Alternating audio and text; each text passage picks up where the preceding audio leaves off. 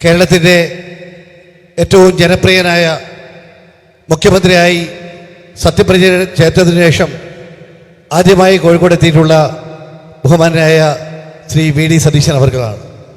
അദ്ദേഹത്തെ വരവേൽക്കുന്നതിന് ചിരപുരാതനമായ കോഴിക്കോടിൻ്റെ പാരമ്പര്യം ഉൾക്കൊണ്ടുകൊണ്ട് കോഴിക്കോടിൻ്റെ പൗരാവലിയാണ് ഇന്ന് അദ്ദേഹത്തിന് വരവേൽക്കുവാൻ വേണ്ടി ഇന്ന് നിങ്ങൾക്ക് എല്ലാവർക്കും അറിയാം ഈദ് ആഘോഷവുമായി ബന്ധപ്പെട്ട് ബക്രീദ് ആഘോഷവുമായി ബന്ധപ്പെട്ട് ഉള്ള തിരക്കുകളെല്ലാം മാറ്റിവെച്ച് കോഴിക്കോടിൻ്റെ ജനത ഇന്ന് അദ്ദേഹത്തെ ആദരിക്കുവാനും അദ്ദേഹത്തെ വരവേൽക്കുവാനും വേണ്ടി ഇവിടെ എത്തിയിരിക്കുകയാണ്. കോഴിക്കോട് മലബാറിൻ്റെ തലസ്ഥാനമാണ്.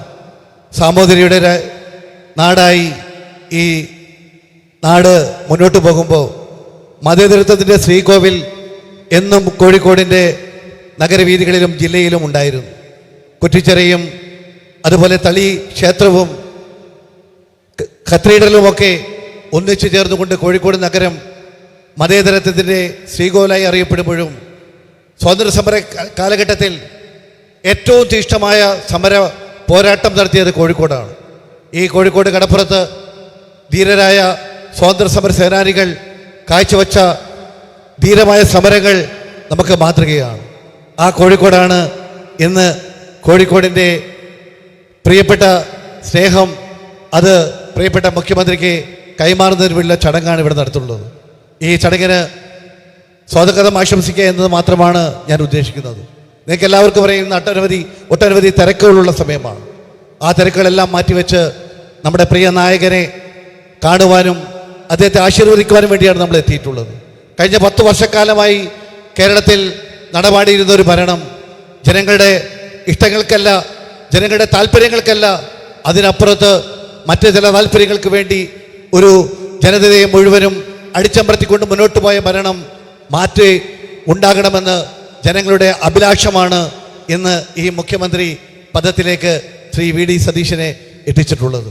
പ്രിയപ്പെട്ടവരെ, രാഷ്ട്രീയ കടന്നു വന്ന വഴികളിലെല്ലാം കേരളത്തിലെ സമസ്ത മേഖലകളിലെയും ജനങ്ങളുടെ സ്നേഹവും ബഹുമാനവും ആദരവും പിടിച്ചുപറ്റുവാൻ അദ്ദേഹത്തിന് കഴിഞ്ഞിട്ടുണ്ട്. വിദ്യാർത്ഥി സംഘടനാ കാലങ്ങൾ മുതൽ അവിടുന്ന് ഇങ്ങോട്ട് അദ്ദേഹത്തിൻ്റെ പ്രവർത്തന പന്താവിലൂടെ കടന്നു വന്ന വേദികളിലെല്ലാം അദ്ദേഹത്തിന് അതിശക്തമായ ഒരു പോരാട്ട പാത ഉണ്ടാക്കിയെടുക്കാൻ അദ്ദേഹത്തിന് കഴിഞ്ഞിട്ടുണ്ട്. നമുക്കെല്ലാവർക്കും അറിയാം, ഒരു തെരഞ്ഞെടുപ്പിലും കേരളത്തിലെ ഐക്യജനാധിപത്യത്തിന് വേണ്ടി ഒരു തെരഞ്ഞെടുപ്പിലും ഇല്ലാത്ത രീതിയിൽ വരാനിരിക്കുന്ന ഗവൺമെൻറ്റിൽ നടപ്പിലാക്കേണ്ട പദ്ധതികളെക്കുറിച്ച് ജനങ്ങളോട് സംവേദിച്ച് അതിന് രൂപവും ഭാവവും ഉണ്ടാക്കി കൊടുത്ത ഒരു പ്രതിപക്ഷ നേതാവിൻ്റെ രൂപമാണ് നമ്മൾ കഴിഞ്ഞ ജാഥയിലൂടെ പുതുയുഗ യാത്രയിലൂടെ നമ്മൾ കണ്ടത്. പ്രിയപ്പെട്ടവരെ, നമുക്കൊരുപാട് പ്രതീക്ഷകളുണ്ട്. കോഴിക്കോടിനും കേരളത്തിനും ഒരുപാട് പ്രതീക്ഷകളും ഒരുപാട് സ്വപ്നങ്ങളും ബാക്കി നിൽക്കുകയാണ്. ആ സ്വപ്നം സാക്ഷാത്കരിക്കുന്നതിന് വേണ്ടിയുള്ള ദൗത്യമാണ് പ്രിയപ്പെട്ട നമ്മുടെ ബഹുമാനായ മുഖ്യമന്ത്രി വി.ഡി. സതീശൻ അവർ ഏറ്റെടുത്തിട്ടുള്ളത്. അതുകൊണ്ട് ഈ കോഴിക്കോട് നഗരത്തിലേക്ക്, സാമൂതിരിയുടെ നാട്ടിലേക്ക്, നമ്മുടെ പ്രിയപ്പെട്ട കോഴിക്കോടിൻ്റെ മണ്ണിലേക്ക് ആദ്യമായി കടന്നു വന്ന പ്രിയപ്പെട്ട വി.ഡി. സതീശൻ അവർകളെ നിങ്ങൾക്കെല്ലാവർക്കും വേണ്ടി, കോഴിക്കോട് ജനാവലിക്ക് വേണ്ടി അദ്ദേഹത്തെ സഹൃദയം ഇവിടെ സ്വാഗതം ചെയ്യുകയാണ്. ഈ പരിപാടിക്ക് നേതൃത്വം നൽകുന്നത് കോഴിക്കോട് നഗരത്തിന് ഒരിക്കലും ഞങ്ങൾക്ക് മാറ്റിവെക്കാൻ കഴിയാത്ത ഒരു പേരുണ്ട്, ജില്ലാ കോൺഗ്രസ് കമ്മിറ്റിയുടെ പ്രസിഡന്റ്. ഞങ്ങൾക്ക് സ്വന്തമായി ഒരു ഓഫീസ് ഇല്ലാതിരുന്നൊരു കാലം, ഞങ്ങൾക്ക് സ്വന്തമായി ഒരു MLA ഇല്ലാതെ 20 വർഷക്കാലം, ഞങ്ങൾക്ക് സ്വന്തമായി എല്ലാം നഷ്ടപ്പെട്ട് മുന്നോട്ട് പോയൊരു കാലം. ആ കാലത്ത് 5 വർഷം മുമ്പ് ഞങ്ങൾക്ക് നേതൃത്വം നൽകുവാൻ, ജില്ലാ കോൺഗ്രസ് കമ്മിറ്റിക്ക് നേതൃത്വം നൽകുവാൻ പാർട്ടി നിശ്ചയിച്ച പോരാളി പ്രിയപ്പെട്ട കെ. പ്രവീൺകുമാർ, അദ്ദേഹം ഞങ്ങൾക്ക് മനോഹരമായ ഒരു കോഴിക്കോടിന് എല്ലാവർക്കും അഭിമാനമായ ഓഫീസ് ഉണ്ടാക്കി. ആ ഓഫീസ് ഉണ്ടാക്കി അന്ന് പ്രിയപ്പെട്ട അങ്ങ് ആ വേദിയിലിരുത്തിക്കൊണ്ട് അദ്ദേഹം വന്ന് പറഞ്ഞു, കോഴിക്കോട് നഗരത്തിൽ ഇന്ന് UDF-ന് MLA-മാരുടെ എണ്ണം കുറവാണ്, വെറും 2 MLA-മാർ മാത്രം ഉണ്ടായിരുന്ന കാലത്ത് അദ്ദേഹം പറഞ്ഞു 13 നേടാമെന്ന്. പ്രിയപ്പെട്ടവരെ, നിങ്ങളെല്ലാം സാക്ഷി നിർത്തിക്കൊണ്ട് ഞങ്ങൾക്ക് അഭിമാനത്തോടുകൂടി പറയാൻ കഴിയും, 13-12 വിജയിച്ചുകൊണ്ട് മുന്നോട്ട് വരുവാൻ ഐക്യജനാധിപത്യ മുന്നണിക്കും നമുക്കും സാധിച്ചുവെങ്കിൽ അത് പ്രിയപ്പെട്ട പ്രവീൺകുമാറിൻ്റെ നേതൃത്വത്തിലുള്ള പ്രവർത്തനത്തിൻ്റെ ഏറ്റവും വലിയ അംഗീകാരമാണ്. അവരുടെ ഈ വേദിയിലേക്ക് അധ്യക്ഷനായി പ്രിയപ്പെട്ട കെ. പ്രവീൺകുമാറിനെ ഞാൻ നിങ്ങൾക്ക് എല്ലാവർക്കും വേണ്ടി സ്വാഗതം ചെയ്യുകയാണ്. പ്രിയപ്പെട്ടവരെ, കോഴിക്കോട്ടുകാർക്ക് ഒരിക്കലും മറക്കാനാവാത്ത ഞങ്ങളുടെ സ്വകാര്യ അഹങ്കാരമാണ്, അഭിമാനമാണ് ശ്രീ എം കെ രാഘവൻ. നമുക്ക് ഒരു ജനകീയ MP എന്നത് ഞങ്ങളുടെ വാക്കിലും അല്ലെങ്കിൽ ഞങ്ങളുടെ വാചകങ്ങളിലുമല്ല, നമ്മുടെ മനസ്സിലാണ്. അത്രയേറെ കോഴിക്കോടിൻ്റെ മനസ്സിൽ ഇടം പിടിച്ചിട്ടുള്ള പ്രിയപ്പെട്ട MK രാഘവൻ MP അവർകളെ ഈ വേദിയിലേക്ക് ഞാൻ സവിനയം സ്വാഗതം ചെയ്യുകയാണ്. പ്രിയപ്പെട്ട MK മുനീർ നമുക്ക് നല്ല കോഴിക്കോട്ടുകാരനാണ്. കോഴിക്കോട്ടുകാർക്കെല്ലാം പ്രിയപ്പെട്ടവനാണ്, നമ്മുടെ ഉറ്റവനാണ്, ഉടയവനാണ്. പ്രിയപ്പെട്ട MK മുനീർ അവർകളെ ഈ വേദിയിലേക്ക് ഞാൻ സ്വാഗതം ചെയ്യുകയാണ്. കോഴിക്കോടിൻ്റെ വ്യാപാര മേഖലകളിൽ എന്നും ഒരു തലയുയർത്തി നിൽക്കുന്ന ഒരു പേര്, അത് ബഹുമാനായ PV ചന്ദ്രൻ അവർകളാണ്. കുടുംബപരമായി നമ്മുടെ എന്നും ദേശീയ പ്രസ്ഥാനത്തെ അതിശക്തമായി നേതൃത്വം കൊടുക്കുമ്പോഴും മാതൃഭൂമി എന്ന് പറയുന്ന നമ്മുടെ എല്ലാം സ്വന്തമായ ഒരു പത്രത്തിൻ്റെ ചെയർമാൻ കൂടിയായ PV ചന്ദ്രൻ അവർകളെ ഈ വേദിയിലേക്ക് ഞാൻ സ്വാഗതം ചെയ്യുകയാണ്. നമ്മുടെ പ്രിയപ്പെട്ട PS ശ്രീധരൻപിള്ള, നമുക്കൊരിക്കലും വേറിട്ട് നിൽക്കാൻ കഴിയില്ല. എന്നും നമ്മുടെ കൂടെ എല്ലാ കാര്യങ്ങളിലും നമ്മുടെ ജില്ലാ കോൺഗ്രസ് കമ്മിറ്റി ഓഫീസ് ഈ സ്ഥലത്ത് നിലനിർത്തുവാൻ ഞങ്ങളോടൊപ്പം നിന്ന ആ പ്രിയപ്പെട്ട മാന്യദേഹത്തെ ഞാൻ പ്രിയപ്പെട്ട ശ്രീധരൻപിള്ളയെ, മുൻ ഗവർണർ കൂടിയായ ശ്രീധരൻപിള്ളയെ ഞാൻ ഈ വേദിയിലേക്ക് സ്വാഗതം ചെയ്യുകയാണ്. പ്രിയപ്പെട്ട കോഴിക്കോട് ബിഷപ്പിൻ്റെ വികാരി ജനറൽ ശ്രീ ജൻസൺ പുത്തൻവീട്ടിൽ അവർകളെ ഈ വേദിയിലേക്ക് ഞാൻ സ്വാഗതം ചെയ്യുകയാണ്. താമരശ്ശേരി രൂപതയിലെ പ്രിയപ്പെട്ട പ്രൊക്യുറേറ്റർ ഫാദർ ബെന്നി മുണ്ടനാട്ട്, നമുക്കെല്ലാവർക്കും സുപരിചിതനാണ്. അദ്ദേഹത്തെ ഈ വേദിയിലേക്ക് സ്വാഗതം ചെയ്യുകയാണ്. CSIയിലെ മലബാറിലെ ബിഷപ്പ്, പ്രിയപ്പെട്ട നമ്മുടെ എല്ലാം സ്നേഹ ഭാഷണമായ പ്രിയപ്പെട്ട റവറൻ ഡോക്ടർ റോയ്സ് മനോജ് വിക്ടറിനെയും ഞാൻ ഈ വേദിയിലേക്ക് സ്വാഗതം ചെയ്യുകയാണ്. പ്രിയപ്പെട്ട കോഴിക്കോട് ഗാസി ഷക്കീഫ് സഖാഫിയെയും ഞാൻ ഈ വേദിയിലേക്ക് സ്വാഗതം ചെയ്യുകയാണ്. സാമൂതിരി രാജാവിൻ്റെ പ്രതിനിധിയായി ഇവിടെ എത്തിയിരിക്കുന്നത് ഡോക്ടർ സുജിത് വർമ്മയാണ്. അദ്ദേഹത്തെയും ഞാൻ ഈ വേദിയിലേക്ക് സ്വാഗതം ചെയ്യുകയാണ്. കോഴിക്കോടിൻ്റെ പര്യായമായി മലബാർ ഗ്രൂപ്പ് ഇന്ന് നമ്മുടെ കൂടെ ഉണ്ട്. പ്രിയപ്പെട്ട MP അഹമ്മദ് ചെയർമാനെ ഈ വേദിയിലേക്ക് സ്വാഗതം ചെയ്യുകയാണ്. പ്രിയപ്പെട്ട PK ഗ്രൂപ്പിൻ്റെ ചെയർമാൻ PK അഹമ്മദ് സാഹിബിനെയും ഞാൻ ഈ വേദിയിലേക്ക് സ്വാഗതം ചെയ്യുകയാണ്. കോഴിക്കോടുകാർക്ക് എന്നും ഒരു സ്വന്തം സിനിമാക്കാരൻ, നമ്മുടെ സ്വന്തം ജോയ് മാത്യു ഉണ്ട്. ആ ജോയ് മാത്യുയെ എൻ്റെ കൂടെ കോളേജ് മീറ്റായി എൻ്റെ സീനിയറായി പഠിച്ച ജോയ് മാത്യുവിനെ ഈ വേദിയിലേക്ക് ഞാൻ സ്വാഗതം ചെയ്യുകയാണ്. കൽപ്പറ്റ നാരായണൻ, നമ്മുടെ എല്ലാ വേദികളിലും നിറസാന്നിധ്യമായ കൽപ്പറ്റ നാരായണൻ അവർകളെയും ഞാനിവിടെ സ്വാഗതം ചെയ്യുകയാണ്. നമ്മുടെ എല്ലാം കോഴിക്കോട്ടുകാർക്ക് എന്നും സംഗീതവുമായി ബന്ധപ്പെടുമ്പോൾ കൈതപ്രം ദാമോദരൻ നമ്പൂതിരിയെ നമുക്ക് മാറ്റി നിർത്താൻ കഴിയില്ല. കോഴിക്കോട്ടുകാരുടെ കൈതപ്രം ദാമോദരൻ നമ്പൂതിരി അവർകളെ ഞാൻ സ്നേഹത്തോടു കൂടി സ്വാഗതം ചെയ്യുന്നു. പ്രിയപ്പെട്ട UK, നമ്മുടെ സ്വന്തം UK കുമാരനെ ഞാൻ സ്വാഗതം ചെയ്യുന്നു. പ്രിയപ്പെട്ട MN കാരശ്ശേരി അവർകൾ നമ്മുടെ ഈ വേദിയിലേക്ക് കടന്നു വന്ന് എല്ലാ മേഖലകളിലും നമ്മൾക്കൊപ്പമുള്ള MN കാരശ്ശേരി അവർകളെ സ്വാഗതം ചെയ്യുന്നു. കോഴിക്കോട് MES എന്ന് പറയുന്ന പ്രസ്ഥാനം അത് ഏറ്റവും കൂടുതൽ ശക്തമായി കൊണ്ടുപോകുമ്പോഴും ഒരു കൈയിൽ നമ്മളെ കൂടി ചേർത്ത് പിടിച്ചിട്ടുള്ള ഡോക്ടർ PA ഫസൽ ഗഫൂറിനെ ഈ വേദിയിൽ ഞാൻ സ്വാഗതം ചെയ്യുകയാണ്. ജമാഅത്തെ ഇസ്ലാമിയുടെ അസിസ്റ്റന്റ് അമീർ MK മുഹമ്മദ് അലി, പ്രിയപ്പെട്ട നാസർ ഫൈസി, ബഹുമാനായ നമ്മുടെ പണ്ഡിതൻ കൂടിയായ പ്രിയപ്പെട്ട ഹുസൈൻ മടവൂർ, ബഹുമാനായ ഡോക്ടർ K മൊയ്തു, പ്രിയപ്പെട്ട നാസർ മാസ്റ്റർ ചെറുവാടി, പ്രിയപ്പെട്ട നമ്മുടെ സംവിധായകൻ, നമ്മുടെ എല്ലാം പ്രിയപ്പെട്ട ശ്രീ VM വിനു അവർകളെയും ഞാൻ വേദിയിലേക്ക് സ്വാഗതം ചെയ്യുകയാണ്.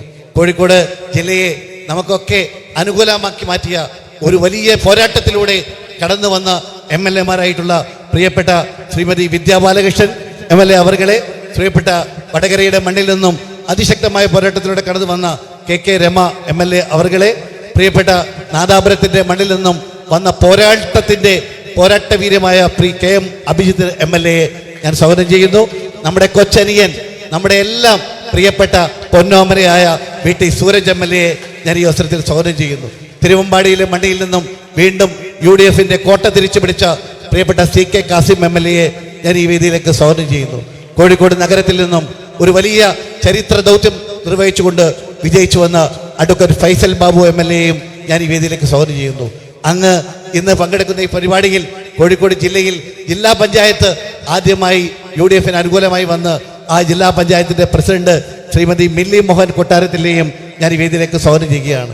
പ്രിയങ്കരായ N സുബ്രഹ്മണ്യൻ, പ്രിയങ്കരായ CN വിജയകൃഷ്ണൻ, പ്രിയപ്പെട്ട PM ജോർജ്, പ്രിയപ്പെട്ട TT ഇസ്മായിൽ, പ്രിയപ്പെട്ട KC അബു, UDF-ന്റെ ജില്ലാ ചെയർമാൻ, ഈ വിജയങ്ങൾക്കൊക്കെ അതിശക്തമായി നേതൃത്വം നൽകിയ VD ജോസഫ്, മുൻ ചെയർമാൻ K ബാലനാരായണൻ, പ്രിയപ്പെട്ട ശ്രീ KP പ്രകാശ് ബാബു, പ്രിയപ്പെട്ട NCP-യുടെ പ്രസിഡന്റായി ചേർന്നിട്ടുള്ള PM സുരേഷ് ബാബു, പ്രിയങ്കരനായ എൻ നിത്യാനന്ദ കമ്പത്ത്, പ്രിയങ്കരനായ സായി പ്രകാശ്, പ്രിയപ്പെട്ട RMPയുടെ ജില്ലാ സെക്രട്ടറി കൂടിയായ ശ്രീ വേണു, ഈ വാർഡിൽ നിന്നുള്ള കൗൺസിലർ കെ സരിത, എല്ലാവർക്കും അതിലൊക്കെ അപ്പുറം ഈ വേദിയിരിക്കുന്ന പേര് പറയേണ്ട കോഴിക്കോടിൻ്റെ പൗരാണികമായ കോഴിക്കോടിൻ്റെ വ്യാപാരി, വ്യവസായ, സാമൂഹ്യ മേഖലകളിൽ നിറസാന്നിധ്യമായ രാഷ്ട്രീയ നേതാക്കന്മാരെയും പ്രവർത്തകന്മാരെയും കോഴിക്കോടിനെ സ്നേഹിക്കുന്ന, കോഴിക്കോടിനെ മലബാറിനെയും അതിശക്തമായി മുന്നോട്ട് കൊണ്ടുപോകാൻ കഴിയുന്ന ഒരു പരിപാടിയാക്കി മാറ്റണം.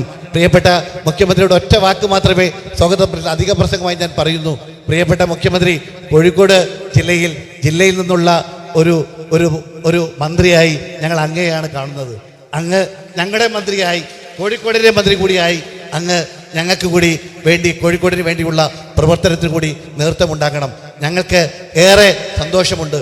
ഈ കേരളത്തിൻ്റെ ചരിത്രത്തിൽ ആദ്യമായി ഈ നമ്മുടെ തുടർ ഭരണമുള്ള ഒരു ഐക്യ ജനാധിപത്യ മുന്നണിയായി, ഒരു കേരളത്തിൻ്റെ കോട്ട കാക്കുവാൻ, മുന്നോട്ട് കൊണ്ടുപോകാൻ അങ്ങേക്ക് സാധിക്കും.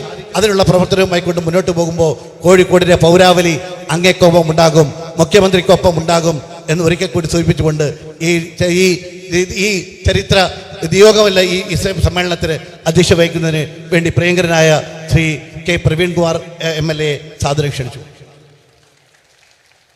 വേദിയിൽ ഉപവിഷ്ടരായ ഉജ്ജ്വല വ്യക്തിത്വങ്ങളെ, ഈ മഹനീയ ചടങ്ങിനെ സാന്നിധ്യം കൊണ്ട് ധന്യമാക്കിയ സഹോദരങ്ങളെ, മാധ്യമ സുഹൃത്തുക്കളെ, മലയാളിയുടെ മനസ്സിന്റെ സാക്ഷാത്കാരം പോലെ മലയാള മണ്ണിന്റെ മുഖ്യമന്ത്രിയായി സ്ഥാനമിട്ട് ആദ്യമായി കോഴിക്കോട്ടെത്തിയ, ചരിത്രമുറങ്ങുന്ന ഈ മണ്ണിലേക്ക് എത്തിയ ബഹുമാന്യനായ VD സതീശൻ എന്ന കേരളത്തിന്റെ മുഖ്യമന്ത്രിയെ കോഴിക്കോട്ട് പൗരാവലി നെഞ്ചിലേറ്റി മനസ്സിലേറ്റി സ്വീകരിക്കുന്നു. ഇതുവരെ നമ്മൾ കക്ഷി രാഷ്ട്രീയമായൊരു തെരഞ്ഞെടുപ്പിൽ, ഇനി അങ്ങോട്ട് അതുവരെ ഞങ്ങൾ ബഹുമാനപ്പെട്ട മുഖ്യമന്ത്രി പറഞ്ഞത് ടീം UDF എന്നാണ്. ഇനി അദ്ദേഹത്തിന്റെ വാക്ക് ടീം കേരള എന്നുള്ളതാണ്. കേരളത്തിന്റെയും കോഴിക്കോടിന്റെയും വികസനത്തിന് കക്ഷി രാഷ്ട്രീയം മറന്നുകൊണ്ട്, വ്യത്യസ്ത അഭിപ്രായക്കാരെയൊക്കെ സംയോജിപ്പിച്ചുകൊണ്ട് നമുക്ക് ഒരുമിച്ച് പ്രവർത്തിക്കണം. ഒരു സംശയവും വേണ്ട. ശ്രീ കേരളം എന്ന് പറയുന്ന ഈ ജനാധിപത്യത്തിന്റെയും മതേതരത്തിന്റെയും തുരുത്തായ മണ്ണ് VD സതീശൻ എന്ന ഭരണാധികാരിയുടെ കയ്യിൽ സുരക്ഷിതമായിരിക്കുമെന്ന സംശയം ആർക്കും വേണ്ട. ഞാൻ കൂടുതൽ ഒന്നും പറയുന്നതിൽ ഒരുപാട് സംസാരിക്കാനുണ്ട്. നേരത്തെ പറഞ്ഞു കോഴിക്കോട് മന്ത്രിയില്ല, അതിലൊന്നും ഒരു പരിദേവനവും ആർക്കുമില്ല. കാരണം VD സതീശനാണ് കേരളത്തിന്റെ മുഖ്യമന്ത്രി. ഞാൻ പത്രക്കാരോട് പറഞ്ഞൊരു വാചകമുണ്ട്, 10ാം ക്ലാസ്സിൽ A+ കിട്ടിയ എല്ലാ കുട്ടികൾക്കും ഗവൺമെന്റ് സ്കൂളിൽ പ്രവേശനം ലഭിക്കണമെന്നില്ല എന്ന് കരുതി ആ കുട്ടിയുടെ പഠനവും മുടങ്ങാറില്ല. കോഴിക്കോട്ട് മന്ത്രിയില്ല എന്ന് കരുതി ഒരു കാരണവശാലും ഇവിടുത്തെ വികസനം മുടങ്ങില്ല. കാരണം VD സതീശൻ എന്ന നീതിമാനായ ഭരണാധികാരി കേരളം ഭരിക്കുമ്പോൾ നമുക്ക് ഒരുപാട് പ്രതീക്ഷയുണ്ട്. കോഴിക്കോട് പൗരാവലിയുടെ മനസ്സറിയുന്നവരാണ് VD സതീശൻ. കോഴിക്കോട് കടപ്പുറത്തുകൂടി പ്രഭാത സവാരിക്ക് പോകുമ്പോൾ അദ്ദേഹം പ്രതിപക്ഷ നേതാവിന്റെ കാലം ചർച്ച ചെയ്തത് കോഴിക്കോടിന്റെ വികസനമായിരുന്നു.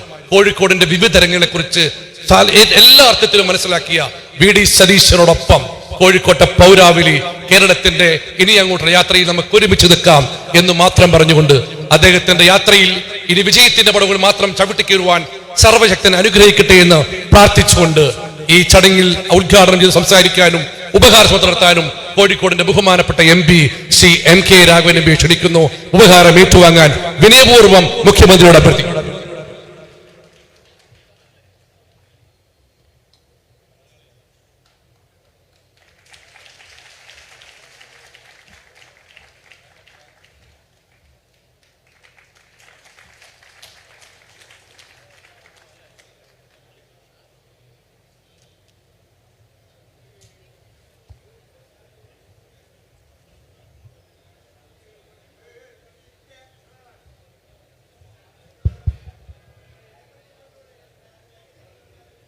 ഈ സ്വീകരണ ചടങ്ങിലെ ബഹുമാന്യനായ അധ്യക്ഷൻ അഡ്വക്കേറ്റ് കെ പ്രവീൺകുമാർ MLA അവർ ഈ പൗരാവലി നൽകുന്ന സ്വീകരണത്തിലെ മുഖ്യാതിഥി, ആദരണീയനായ ബഹുമാന്യനായ കേരളത്തിൻ്റെ മുഖ്യമന്ത്രി ശ്രീ VD സതീശൻ അവർ, വേദിയിലുള്ള മറ്റ് ബഹുമാനപ്പെട്ട വിശിഷ്ട വ്യക്തികൾ, പ്രിയപ്പെട്ട സഹോദരന്മാരെ, സുഹൃത്തുക്കളെ, ഇത് ഒരു രാഷ്ട്രീയ പാർട്ടിയുടെ സ്വീകരണമല്ല. കോഴിക്കോട്ടെ പൗരാവലിയുടെ ജനാവലിയുടെ സ്വീകരണമാണ്. ഇതിലെല്ലാവരുമുണ്ട്. ഈ വേദിയിൽ തന്നെ വ്യത്യസ്ത ചിന്താഗതിയുള്ള ആളുകളെ കാണാൻ സാധിക്കും. പ്രത്യേകിച്ച് ഈ തെരഞ്ഞെടുപ്പിൽ 100-ൽ പരം സീറ്റുകളോടുകൂടി തിരിച്ചു വരും എന്ന അങ്ങയുടെ പ്രഖ്യാപനം യാഥാർത്ഥ്യമായ സാഹചര്യത്തിൽ നാട്ടുകാരും നാടും അങ്ങയിൽ വലിയ പ്രതീക്ഷയാണ് അർപ്പിച്ചിട്ടുള്ളത്. കേരളത്തിന് ഒരു സമഗ്രമായ മാറ്റം കൊണ്ടുവരാൻ അങ്ങേക്ക് സാധിക്കുമെന്ന് കേരളത്തിലെ ജനങ്ങൾ വിളിച്ചു പറയുന്നു. പ്രത്യേകിച്ച് അങ്ങയുടെ വലിയ പ്രഖ്യാപനമുണ്ട്. കേരളം തുറമുഖ നഗരമാക്കും എന്ന അങ്ങയുടെ പ്രഖ്യാപനമുണ്ട്. ആ പ്രഖ്യാപനത്തെ പിന്തുണച്ചുകൊണ്ട് തന്നെ മലബാറിലെ ജനങ്ങൾക്ക് വേണ്ടി, കോഴിക്കോട്ടെ ജനങ്ങൾക്ക് വേണ്ടി അങ്ങയുടെ മുമ്പിൽ ചില നിർദ്ദേശങ്ങൾ വിനയപൂർവ്വം സമർപ്പിക്കുന്നു. അങ്ങ് ഈ നിർദ്ദേശങ്ങൾ ഗൗരവമായി പരിഗണിക്കും എന്നാണ് എൻ്റെ വിശ്വാസം. ഞാൻ ചുരുങ്ങിയ വാക്കുകളിൽ ആ കാര്യം ഇവിടെ സൂചിപ്പിക്കുകയാണ്. നിലവിലുള്ള ബേപ്പൂർ തുറമുഖത്തിൻ്റെ വടക്കു ഭാഗത്തായി ഒരു കോഴിക്കോട് ഇൻ്റർനാഷണൽ സീപോർട്ട്, വിഴിഞ്ഞത്തിന് തുല്യമായിട്ടുള്ള സീപോർട്ട്, നൂറ്റാണ്ടുകൾക്ക് മുമ്പ് ആരംഭിച്ച, അറേബ്യൻ രാജ്യങ്ങളുമായി ആരംഭിച്ച വാണിജ്യ വ്യാപാര ബന്ധത്തിൻ്റെ സ്മൃതികൾ ഉണർന്നു വരുന്ന ഒരു കാലഘട്ടത്തിൽ ഈ സീപോർട്ടിന് വലിയ പ്രാധാന്യമുണ്ട്. അതുകൊണ്ട് മലബാറിൽ വിഴിഞ്ഞം പോലെ മലബാറിൽ ബേപ്പൂർ ഒരു സീപോർട്ടിന് വേണ്ടിയുള്ള ഞങ്ങളുടെ ആഗ്രഹം അങ്ങ് സാധിച്ചു തരണമെന്നാണ് വിനയപൂർവ്വം എനിക്ക് അങ്ങയോട് അഭ്യർത്ഥിക്കാനുള്ളത്. അതുപോലെ തന്നെയാണ് ഒരു കപ്പൽ അറ്റകുറ്റപ്പണി യാർഡ്, ഷിപ്പ് റിപ്പയർ യാർഡ്, അതുപോലെ ലിക്വിഡ് കാർഗോ ഫാമും സിമെന്റ് ഹാൻഡ്ലിംഗ് യൂണിറ്റും, അതുപോലെ maritime and shipping skill development centre കേന്ദ്ര സർക്കാരിൻ്റെ പുതിയ സംരംഭമാണ്.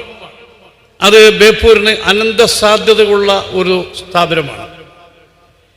ഇൻലൻഡ് വാട്ടർ കണ്ടെയ്നർ ടെർമിനലുകൾ, പരമ്പരാഗത ഒരു നിർമ്മാണ കേന്ദ്രം, അതുപോലെ വളരെ കാലമായി നമ്മൾ ആഗ്രഹിക്കുന്ന എയിംസ് 260 ഏക്കർ ഭൂമി ഏറ്റെടുത്ത് കഴിഞ്ഞിരിക്കുന്നു പൂർണ്ണമായും. ആദ്യം 160 ഏക്കർ ഏറ്റെടുത്തു, പിന്നീട് 100 ഏക്കർ എക്വയർ ചെയ്ത് കഴിഞ്ഞു. ഇവിടെ വർഷങ്ങളായി എയിംസ് വേണ്ടി കാത്തു നിൽക്കുന്നു. ആ എയിംസ് സ്ഥാപിക്കാൻ വേണ്ടി അങ്ങയുടെ സത്വര ശ്രദ്ധയുണ്ടാകണമെന്ന് വിനയപൂർവ്വം അഭ്യർത്ഥിക്കുകയാണ്. അതുപോലെ തന്നെ 4 വരി പാത നമ്മുടെ എയർപോർട്ടിൽ രാമനാട്ടുകരയിൽ നിന്നും കക്കഞ്ചേരിയിൽ നിന്നും പോകണമെങ്കിൽ ഒരു യാത്രക്കാരെ സംബന്ധിച്ച് അനുഭവിക്കുന്ന പ്രയാസം എല്ലാവർക്കും അറിയാം.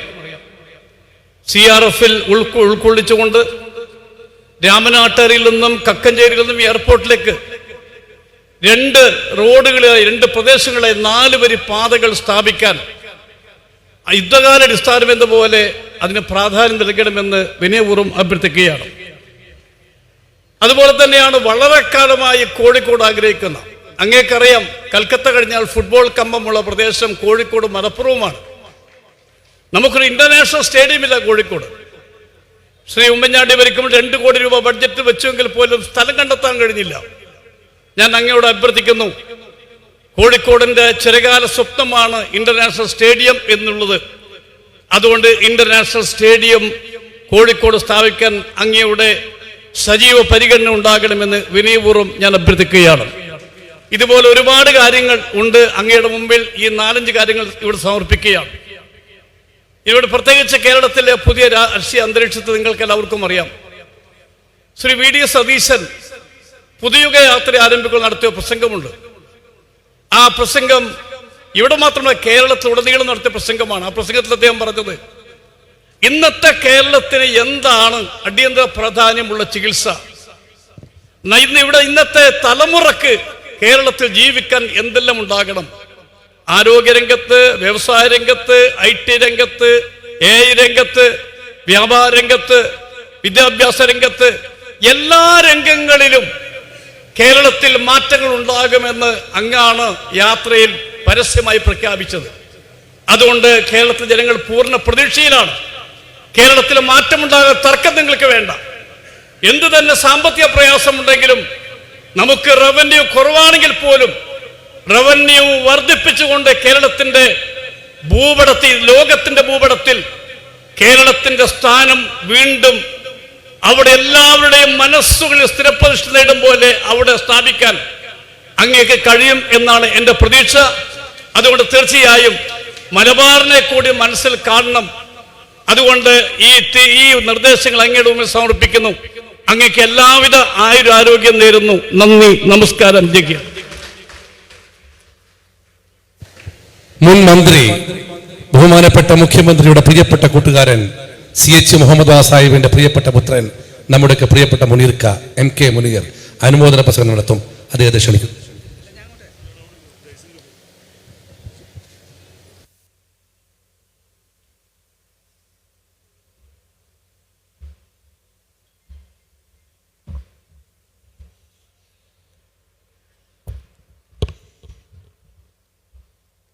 സ്നേഹമുള്ള അധ്യക്ഷൻ advocate K. Praveen Kumar, advocate PM Niyas, രാഘവേട്ടൻ, വേദിയിലെ സാമൂഹിക, സാംസ്കാരിക, രാഷ്ട്രീയ രംഗങ്ങളിൽ തിളങ്ങി വിളങ്ങി നിൽക്കുന്ന പ്രഗത്ഭ വ്യക്തികളെ, പ്രിയ സഹോദരി സഹോദരന്മാരെ, സുഹൃത്തുക്കളെ, സിംഗപ്പൂരിൽ ഒരു ബാങ്കിൻ്റെ പേര് DBS എന്നായിരുന്നു. വളരെ മോശം രീതിയിൽ പ്രവർത്തിച്ചു വന്നതുകൊണ്ട് എല്ലാറ്റിലും ഒരു മാന്യം അതിൻ്റെ പ്രവർത്തനത്തിലുണ്ടായതുകൊണ്ട് തന്നെ ആളുകൾ DBSൻ്റെ full form dam bloody slow എന്ന് കളിയാക്കി വിളിച്ചു. പക്ഷെ കുറച്ച് നാൾ കഴിഞ്ഞപ്പോൾ ഒരു ചെറുപ്പക്കാരനായ പീയൂഷ് എന്ന് പറയുന്ന ഒരു CEO അതിൻ്റെ ചുമതല ഏറ്റെടുത്തു. അതിനെ അതിവേഗത്തിൽ മുന്നോട്ട് കൊണ്ടുപോവുകയും 125-ാം സ്ഥാനത്തുള്ള ആ ബാങ്കിനെ സിംഗപ്പൂരിലെ 1-ാം സ്ഥാനത്തെത്തിക്കുകയും ചെയ്തു. നമ്മളുടെ കേരളത്തിൻ്റെ ഏറ്റവും വലിയ ശാപം നമ്മുടെ ഭരണം, ആ ഭരണരംഗത്ത് പ്രവർത്തിക്കുന്നവരൊക്കെ തന്നെ കഴിഞ്ഞ കാലങ്ങളിൽ ഡാം ബ്ലഡി സ്ലോ ആയിരുന്നു. അതിനെ അതിവേഗം ഇന്ത്യയിലെ 1-ാം സംസ്ഥാനമാക്കാൻ നമുക്കിതാ ഒരു പ്രഗത്ഭനായ വ്യക്തി അതിൻ്റെ ചുമതല ഏറ്റെടുത്തിരിക്കുന്നു. അദ്ദേഹത്തിൻ്റെ പേരാണ് വടശ്ശേരി ദാമോദര മേനോൻ സതീശൻ.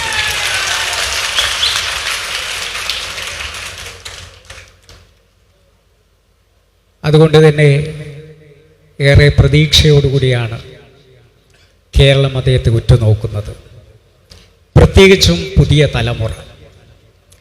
പുതിയ തലമുറ വലിയ ഫ്രസ്ട്രേഷനിലാണ്. അതുകൊണ്ടാണ് കോക്രോച്ച് ജനതാ പാർട്ടിക്ക് 2 കോടിയിലധികം ആളുകളുടെ പിന്തുണ ലഭിച്ചത്. ടെക്നോളജി പഠിച്ച് വലിയ വലിയ ഉദ്യോഗങ്ങൾ ലഭിക്കുമെന്ന് സ്വപ്നം കാണുന്നവർക്കൊന്നും അത് സാധ്യമാകാതെ വന്നപ്പോൾ അവർ വേറെ വഴികൾ തേടുകയാണ്. നമ്മൾ VD സതീശൻ ഒരു പുസ്തകം കയ്യിൽ വെച്ചുകൊണ്ടിരിക്കുന്ന ചിത്രം കണ്ടിട്ടുണ്ട്. ആ പുസ്തകത്തിൻ്റെ പേര് ടെക്നോ ക്യാപിറ്റലിസം എന്നാണ്. ജെൻ സിയോട് സംവദിക്കാൻ കേരളത്തിന് ഏറെ കാത്തിരിപ്പിന് ശേഷം ലഭിച്ച ഒരു മുഖ്യമന്ത്രിയാണ് VD സതീശൻ എന്നുള്ളത്. അതുകൊണ്ട് തന്നെയാണ് അദ്ദേഹം എത്തുന്നിടത്തൊക്കെ ഏറ്റവും കൂടുതൽ പുതിയ തലമുറയാണ്. ജെൻസി കഴിഞ്ഞിട്ട് ഇപ്പം എനിക്ക് തോന്നുന്നത് ആൽഫയും അദ്ദേഹത്തെ കാണുമ്പോൾ ഓടി അണയുന്നത് എനിക്ക് കാണാൻ കഴിയുന്നുണ്ട്. ഇനി അദ്ദേഹത്തെ കാത്തിരിക്കുന്ന ബീറ്റ, ആ ബീറ്റയും അതിനുശേഷമുള്ള ജനറേഷനും കഴിഞ്ഞിട്ടേ അദ്ദേഹം മുഖ്യമന്ത്രി സ്ഥാനത്തിൽ നിന്നും പോവുകയുള്ളൂ. കാരണം ഇതിവിടെ തുടങ്ങുക മാത്രമാണ്. ഇത് തുടർന്നുകൊണ്ടേയിരിക്കും. തുടർഭരണങ്ങളിലൂടെ ഈ കേരളത്തെ മുന്നോട്ട് നയിക്കാൻ പ്രാപ്തനായിട്ടുള്ളൊരു വ്യക്തിയാണ് അദ്ദേഹം. അദ്ദേഹത്തെ ഞാൻ ഏറ്റവും ഇഷ്ടപ്പെടുന്നത് അദ്ദേഹത്തിൻ്റെ പുസ്തകങ്ങളിലൂടെയാണ്, അദ്ദേഹത്തിൻ്റെ പുസ്തക വായനയിലൂടെയാണ്. അദ്ദേഹം വായിക്കുന്ന പുസ്തകം നോക്കി അത് പോയി വാങ്ങുക എന്നുള്ളതാണ് എനിക്കാകെ ചെയ്യാനുള്ളത്. കാരണം ആ പുസ്തകം വായിച്ചാൽ എപ്പോഴെങ്കിലും ഒരു വി ഡി സതീശനാകാൻ പറ്റുമല്ലോ എന്നുള്ള പ്രതീക്ഷയാണ്. അതുകൊണ്ട് ഈ അടുത്ത് അദ്ദേഹം വായിച്ചൊരു പുസ്തകം, യുവൽ നോഹ ഹരാരിയുടെ നെക്സസ് എന്ന് പറയുന്ന പുസ്തകം, അതുപോലെ തന്നെ മെനപ്പോസ് ബ്രെയിൻ എന്ന് പറയുന്ന പുസ്തകം, അങ്ങനെ പുസ്തകങ്ങളുടെ ഒരു ലോകത്ത് ജീവിക്കുന്ന അദ്ദേഹത്തിൻ്റെ സംസാരം പൊതുസമൂഹം കാതോർത്തിരിക്കുന്നുണ്ട്. ഞാൻ അത്ഭുതപ്പെടുന്നുണ്ട്. ഇപ്പോഴത്തെ പുതിയ തലമുറ ബ്രെയിൻ റോട്ടിൽപ്പെട്ടിട്ട് അല്പസമയം പോലും ഒന്നിൽ ശ്രദ്ധിച്ചിരിക്കാതെ വേറൊന്നിലേക്ക് വഴിമാറുന്ന പുതിയ തലമുറയാണ് ബ്രെയിൻ റോട്ട് സംഭവിച്ചിരിക്കുന്നത്. ആ ബ്രെയിൻ റോട്ട് സംഭവിച്ച തലമുറ എങ്ങനെയാണ് വി ഡി സതീശൻ നടത്തുന്ന മണിക്കൂറുകളുള്ള പ്രസംഗം കേട്ടിരിക്കുന്നത് എന്ന് ഞാൻ അത്ഭുതപ്പെട്ടു പോയിട്ടുണ്ട്. അദ്ദേഹത്തിനറിയാം ഏത് ആളോട് ഏത് രീതിയിൽ സംസാരിക്കണം എന്നുള്ളത്. അത് ക്രിസ്തീയ സദസ്സിലാണെങ്കിൽ അത് ബൈബിൾ വെച്ച് സംസാരിക്കും. അത് മുസ്ലിം സമൂഹത്തിൻ്റെ ഇതിലാണെങ്കിൽ അദ്ദേഹം ഖുർആൻ വെച്ച് സംസാരിക്കും. ഇത് ഹിന്ദു സമൂഹത്തിൻ്റെ ഇതിലാണെങ്കിൽ അദ്ദേഹം ഗീത വെച്ച് സംസാരിക്കും. ഇങ്ങനെ ഏതും പറയാൻ വിരൽത്തുമ്പിൽ ഓർത്തു വെക്കാൻ പറ്റുന്ന ഒരു പേരാണ് വി ഡി സതീഷ്. അതുകൊണ്ട് കേരളവും ഓർത്തു വെക്കുന്ന ഒരു പേരായിരിക്കും വി ഡി സതീഷ്. ആശംസകൾ. അല്ല, രാഷ്ട്രീയത്തിന്റെ അതിപ്രസരത്തിനപ്പുറത്തും സൗഹൃദത്തിനൊരു ലോകമുണ്ടെന്ന് മലയാളികളെ പഠിപ്പിച്ച ബഹുമാന്യ വ്യക്തിത്വമാണ് അഡ്വക്കേറ്റ് PS ശ്രീധരൻപിള്ള. മുൻ ഗവർണർ കൂടിയായ അദ്ദേഹം കോഴിക്കോട്ടുകാരുടെ പ്രിയപ്പെട്ട കൂട്ടുകാരൻ അനുമോദനം നടത്തി സംസാരിച്ചു.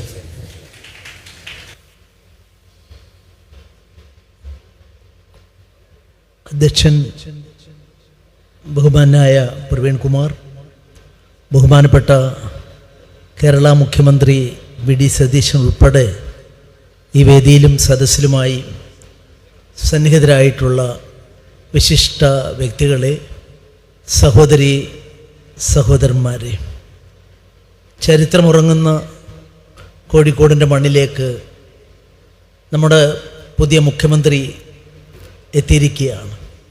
ഒട്ടേറെ പ്രതീക്ഷകൾ നമുക്ക് അദ്ദേഹത്തിലുണ്ട്. തീർച്ചയായും ഇതുപോലൊരു വേദിയിൽ ഞാനൊരു വ്യതിരിക്ത ശബ്ദത്തിൻ്റെ ഉടമയാണ്. കാരണം ജനാധിപത്യ ക്രമത്തിൽ എതിരാളിയെ മാനിക്കുന്നതാണ് ജനാധിപത്യത്തിൻ്റെ മർമ്മമെന്ന് ഞാൻ കരുതുകയാണ്. ഒറ്റ വാക്കിൽ, ഇംഗ്ലീഷ് വാക്കിൽ പറഞ്ഞാൽ, what is democracy? Right to differ. വ്യതിരക്കത്തേക്കുള്ള പൗരൻ്റെ അവകാശമാണ്. ഭരിക്കുന്ന ആളുകൾക്ക് മാൻഡേറ്റ് ലഭിക്കുന്നു. അവരുടെ മുഖത്ത് നോക്കി മിസ്റ്റർ, സർ, അങ്ങ് ചെയ്യുന്ന തെറ്റെന്ന് പറയാനുള്ള പൗരൻ്റെ അവകാശമാണ് ജനാധിപത്യത്തിൻ്റെ അടിസ്ഥാനം എന്ന് ഞാൻ കരുതുന്നു. അവിടെയാണ് വലിയ പ്രതീക്ഷ വി ഡി സതീശനിലുള്ളത്. ഞങ്ങൾ രണ്ടും ഒരുപാട് യോഗങ്ങളിൽ ഒന്നിച്ച് പങ്കെടുത്തിട്ടുണ്ട്. അദ്ദേഹം കേരള ഹൈക്കോടതിയിൽ നമ്പൂതിരി സാറിൻ്റെ ജൂനിയറായി പ്രാക്ടീസ് ചെയ്ത കാലഘട്ടത്തിലും അദ്ദേഹത്തിന് നേരത്തെ മുനീർ സാബ് ഇവിടെ പറഞ്ഞതുപോലെ അദ്ദേഹത്തിൻ്റെ പ്രത്യേകത കാര്യങ്ങൾ പഠിക്കാൻ ശ്രമിക്കുക എന്നുള്ളതാണ്.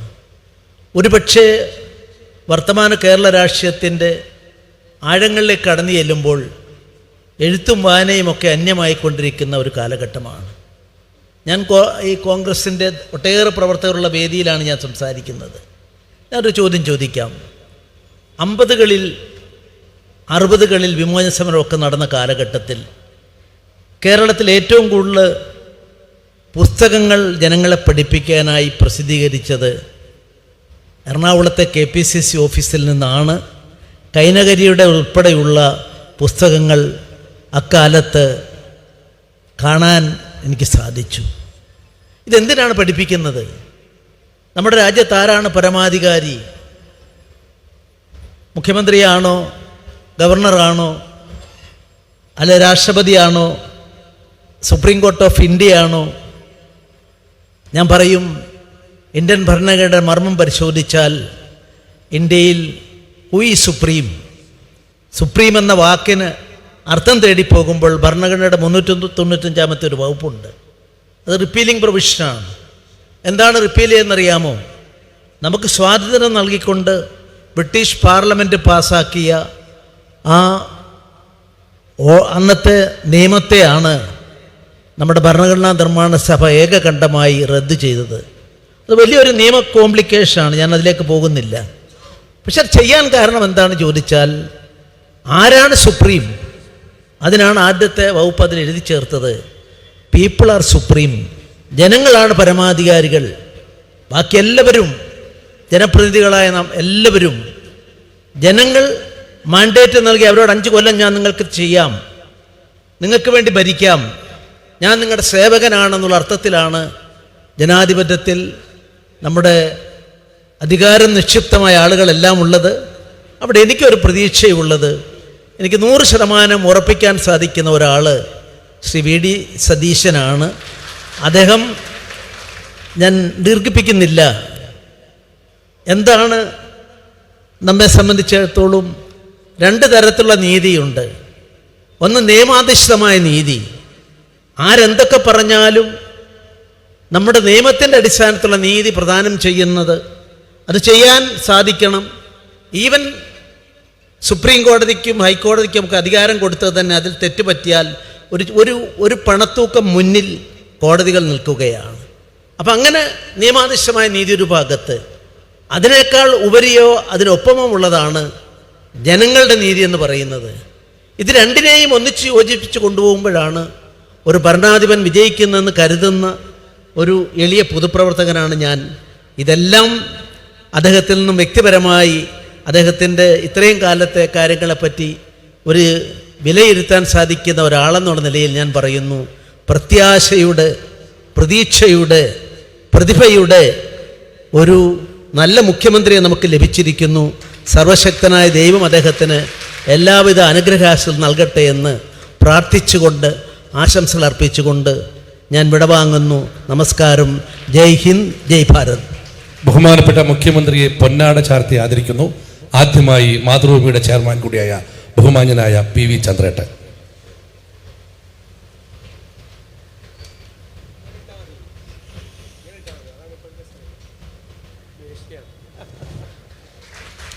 പൊന്നാട ചാർത്തി ആദരിക്കുന്നു Malabar group of chairman, Malabar എന്ന പദം ലോകത്തിന് നെറുകയിലെത്തിച്ച പ്രസ്ഥാനത്തിന് ചെയർമാൻ MP അഹമ്മദ്. ബഹുമാന്യനായ CSE bishop reverend doctor Royce Manoj Victor.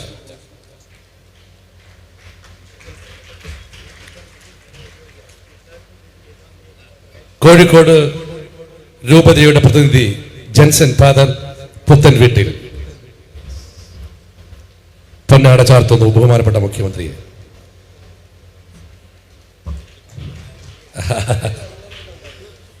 മുഖ്യമന്ത്രിക്ക് പൊന്നാട ചാർത്തുന്നു താമരശ്ശേരി രൂപതയുടെ പ്രിയപ്പെട്ട ഫാദർ ബെന്നി മുണ്ടനാട്ട്.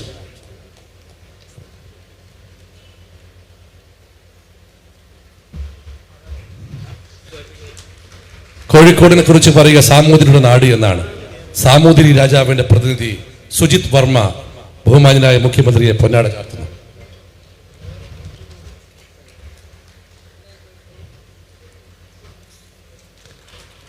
അഭിവന്ദനായ കൈതപ്പുറം ദാമോദരൻ നമ്പൂതിരി.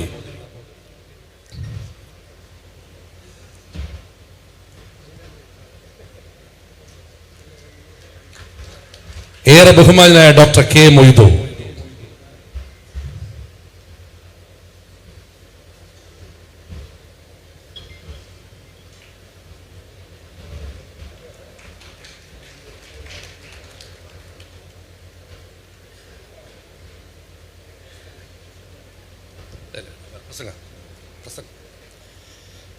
അനുമോദന പ്രസംഗത്തിനായി MES പ്രസിഡന്റ് ഡോക്ടർ ഫസൽ ഗഫൂറിനെ ക്ഷണിക്കുന്നു. പ്രസംഗത്തിന് ക്ഷണിച്ചേക്കളെ.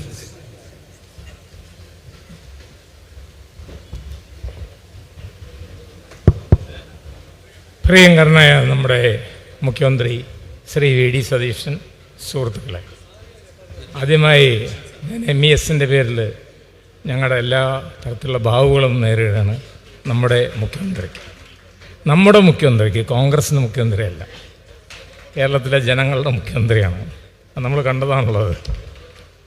അപ്പോൾ അതോടൊപ്പം തന്നെ ഞാൻ കാണുന്നത് ഏറ്റവും കാര്യപ്പെട്ട പ്രശ്നം എന്താണെന്ന് വെച്ചാൽ, ശ്രീ വി ഡി സതീശന് ഒരൊറ്റ വലിയ ദൗത്യമാണ് കേരളത്തിലുള്ളത്. ആ ഏറ്റവും വലിയ ദൗത്യം എന്താണെന്ന് ചോദിച്ചാൽ, കേരളത്തിൽ വളർന്നു വരുന്ന വർഗീയതക്കെതിരായിട്ടുള്ള പോരാട്ടം നയിക്കാൻ അദ്ദേഹമാണ് ഏറ്റവും യോഗ്യൻ. ആ വർഗീയത നമ്മുടെ മണ്ണിലും വളരുന്നുണ്ട്, കടലിൽ നിന്നും വരുന്നുണ്ട്, എല്ലായിടത്തും ഉണ്ട്. ഏതെങ്കിലും ഒരു വശത്തുള്ള വർഗീയതയാണെന്ന് ഞാൻ പറഞ്ഞു വിചാരിക്കേണ്ട, രണ്ട് സൈഡിലും ഉണ്ട്. അങ്ങനെ വരുമ്പോൾ മഹാഭാരതത്തിലെ അർജുനൻ്റെ മാതിരി ധർമ്മക്ഷേത്രേ കുരുക്ഷേത്രേ, അതിലെ ആദ്യം നമ്മുടെ ഭീഷ്മപർവം തൊട്ട് ശല്യപർവം വരെയുള്ള യുദ്ധത്തിൽ നമ്മളെ നയിക്കുക, അത് കഴിഞ്ഞിട്ട് നമ്മൾ മഹാപ്രസ്ഥാനത്തിലെത്തിക്കുക. അതാണ് അദ്ദേഹത്തിൻ്റെ ദൗത്യം. ആ ദൗത്യം അദ്ദേഹം നിറവേറും. ഇനിയിപ്പോൾ വെറും മഹാഭാരതം പറഞ്ഞെന്ന് വേണ്ട, ഇരിക്കട്ടെ. പക്ഷേ അപ്പോൾ ചിലപ്പോൾ ഈ ബ്രഹ്മാസ്ത്രത്തിനെക്കാട്ടും വലിയൊരു അസ്ത്രമുണ്ട്, അതിൻ്റെ പേര് ബ്രഹ്മശിരസ് എന്നാണ്. അദ്ദേഹം വായിക്കുന്നതിനെ കൊണ്ടാണ് ഞാൻ പറയുന്നത്. അതിൽ കൊളാട്രൽ ഡാമേജ് ഭയങ്കരമായിരിക്കും. അത് സാരില്ലാന്നേ, കൊളാട്രൽ ഡാമേജ്. അപ്പം ഇനി മഹാഭാരതം പറഞ്ഞതിലിരിക്കും. ബദർ യുദ്ധത്തിൽ നിന്ന് തബൂക്ക് യുദ്ധം വരെയും, ജെനിസിസിൽ നിന്ന് മാർമഗഡൻ വരെയും അദ്ദേഹം നമ്മളെ നയിക്കട്ടെ. അതിന് നമ്മുടെ സേനാനിയായിട്ട് മുന്നിൽ നിൽക്കുന്ന ശ്രീ വി ഡി സതീശന് ദൈവം എല്ലാ തരത്തിലുള്ള ആയുസ്സും ആരോഗ്യവും നൽകട്ടെ എന്ന് പ്രാർത്ഥിച്ചുകൊണ്ട് ഞാൻ എൻ്റെ വാക്കുകൾ സംഹരിക്കുന്നു. ജയ് ഹിന്ദ്. പ്രിയപ്പെട്ട ജോയി മാത്യു അനുമോദനത്തെ സംസാരിക്കും. ബഹുമാനപൂർവ്വം അദ്ദേഹത്തെ ക്ഷണിക്കുന്നു.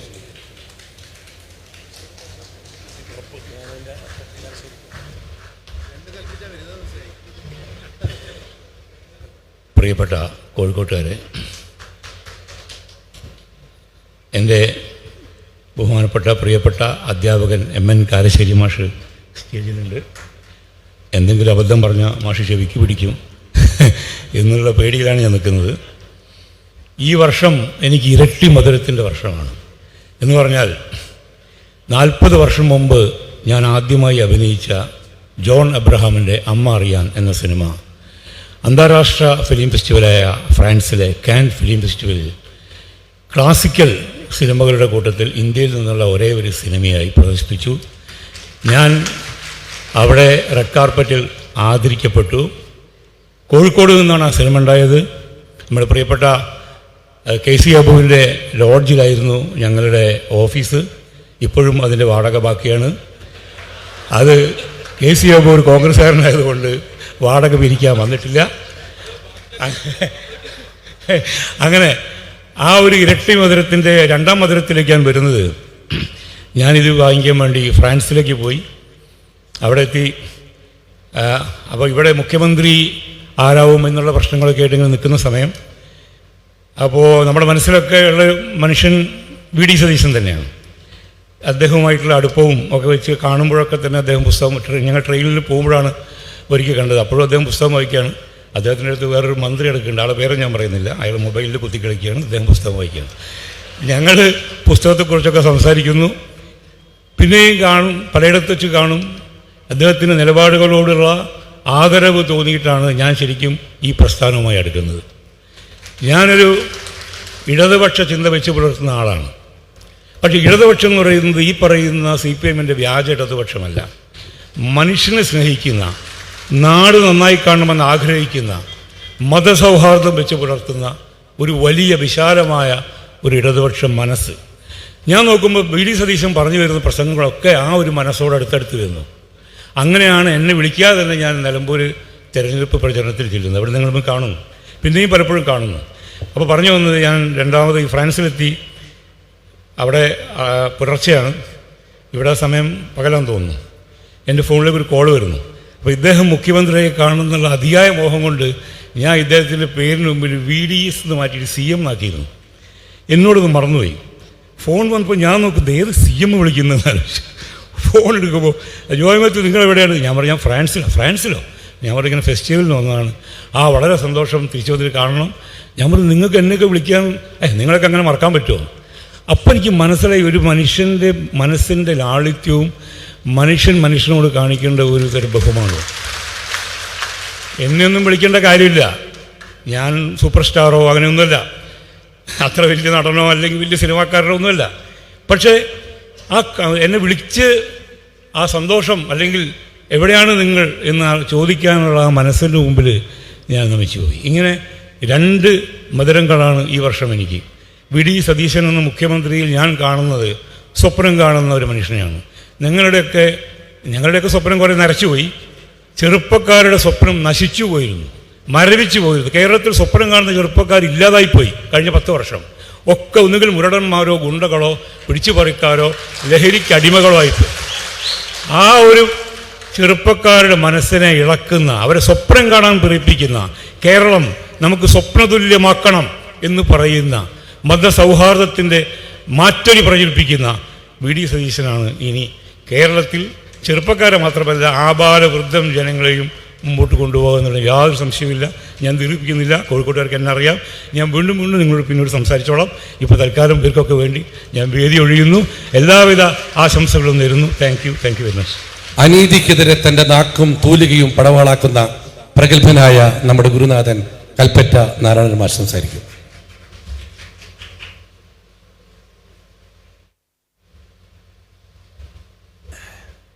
കഴിഞ്ഞ 10 വർഷമായി കേരളത്തിൽ തുടർന്നു വന്ന ഏകാധിപത്യത്തിന് അറുതി വന്നിരിക്കുന്നു.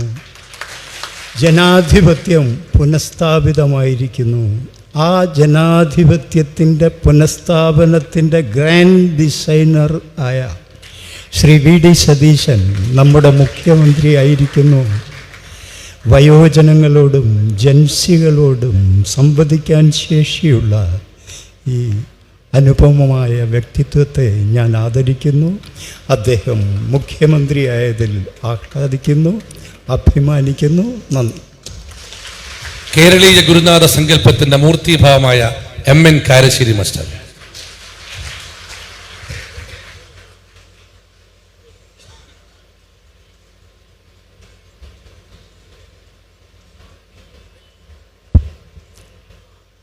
ബഹുമാനപ്പെട്ട സതീശൻ, താങ്കൾ പറഞ്ഞതൊക്കെ കേരളീയർ കേട്ടു. ഇനി ഞങ്ങളുടെ പ്രതീക്ഷ ഞങ്ങൾ പറയുന്നതൊക്കെ താങ്കൾ കേൾക്കുന്നു.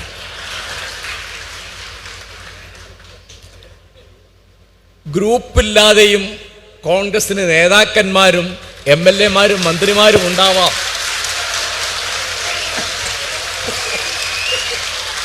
എന്ന് കാണിച്ചു തന്നതിൻ്റെ വാസ്തവമായ ഒരു നന്ദി കോൺഗ്രസ്സുകാരനല്ലാത്ത എനിക്കുണ്ട്. ജവഹർലാൽ നെഹ്റു ആണത് പറഞ്ഞത്. കോൺഗ്രസിന് മാത്രമേ കോൺഗ്രസിനെ തോൽപ്പിക്കാൻ സാധിക്കൂ. അതുകൊണ്ട് ഞാൻ 34 കൊല്ലം മലയാള അധ്യാപകനായിരുന്നു. പരീക്ഷയെപ്പറ്റി ഒരു വാക്ക് ഞാൻ പറയാം. നമ്മൾ വികസനം എന്ന് പറയുമ്പോൾ റോഡും പാലവും വിമാനത്താവളവും തുറമുഖവും റെയിൽവേ സ്റ്റേഷനും ഒക്കെയാണ്. കേരളത്തിലെ വിദ്യാഭ്യാസ നിലവാരം വളരെ വളരെ സത്യമായും താഴെയാണ്.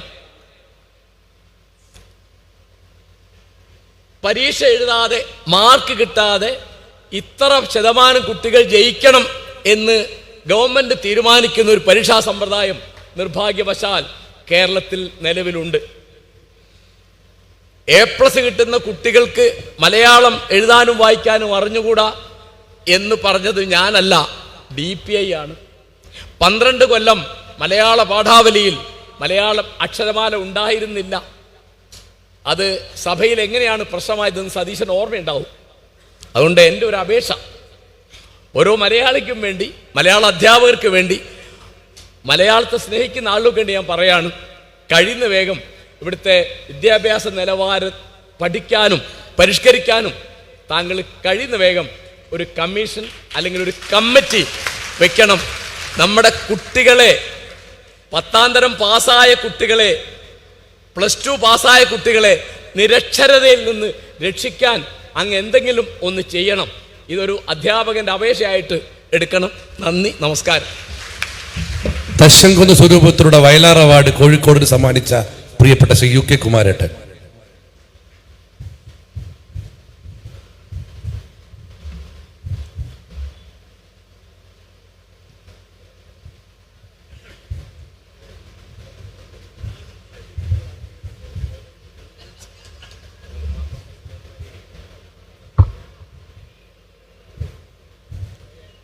ബഹുമാനപ്പെട്ട അധ്യക്ഷൻ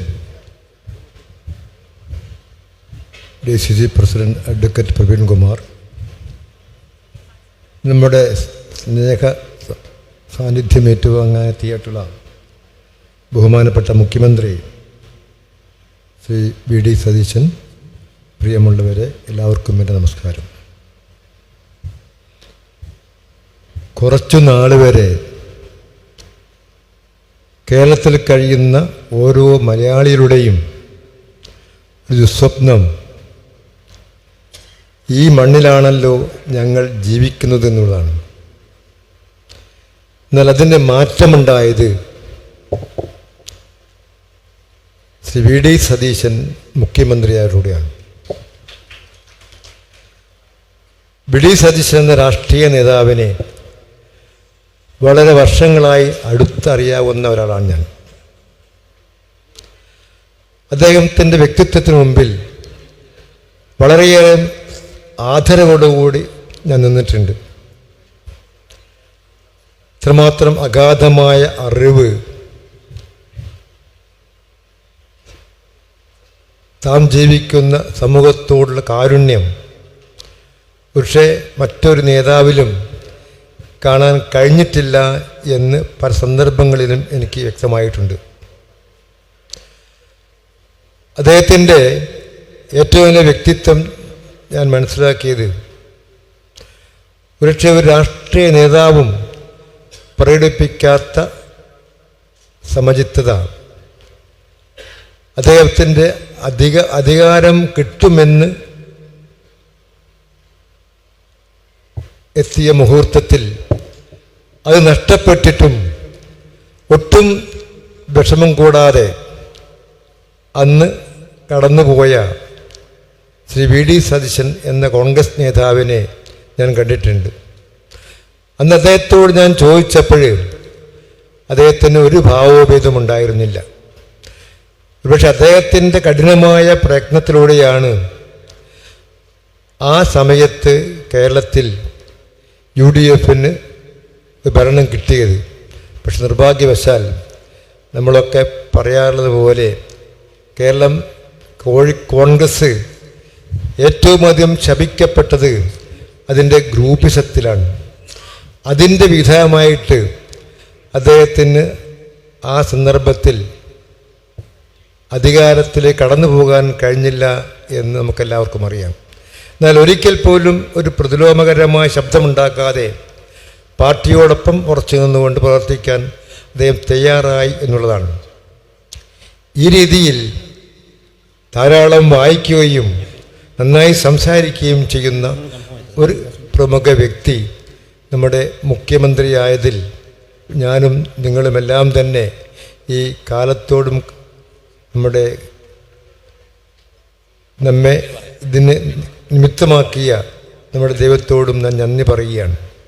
കാരണം ഇതൊക്കെ കാണുവാനുള്ള ഒരു മഹാഭാഗ്യം നമുക്ക് ലഭിച്ചു എന്നുള്ളതാണ് ഏറ്റവും വലിയ സൗഭാഗ്യം എന്ന് ഞാൻ വിശ്വസിക്കുന്നു. അദ്ദേഹത്തിന് എല്ലാവിധ ആശംസകളും നേർന്നുകൊണ്ട് അവസാനിപ്പിക്കുന്നു. നമസ്കാരം. ഒട്ടനവധി മഹത് വ്യക്തിത്വങ്ങൾ സംസാരിക്കാനുണ്ട്. ബഹുമാനപ്പെട്ട മുഖ്യമന്ത്രിക്ക് അടുത്ത ട്രെയിനിന് പോവുകയും വേണം. അഭിവന്ദനായ ഹുസൈൻ മടവൂർ സാഹിബുണ്ട്, അതേപോലെ തന്നെ നാസർ ഫൈസി ഉണ്ട്, നാസർ മാസ്റ്റർ ചെറുവാടിയുണ്ട്, VM വിനുവുണ്ട്, അതുപോലെ MLA മാരുണ്ട്, ഞങ്ങളുടെ പാർട്ടി മുസ്ലിം ലീഗിൻ്റെയും ഇന്ത്യൻ നാഷണൽ കോൺഗ്രസിൻ്റെ നേതാക്കളുണ്ട്.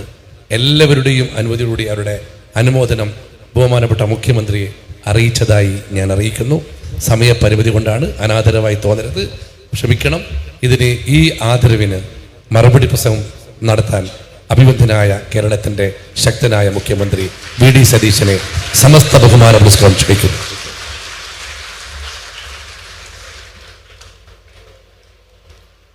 ഏറ്റവും പ്രിയങ്കരനായ അധ്യക്ഷൻ, ഞാൻ തിരിഞ്ഞ് വേദിയിലേക്ക് നോക്കുമ്പോൾ കോഴിക്കോടിൻ്റെ ഒരു ക്രോസ് സെക്ഷൻ, ഒരു പരിച്ഛേദമാണ് ഇവിടെ ഇരിക്കുന്നവരെല്ലാം.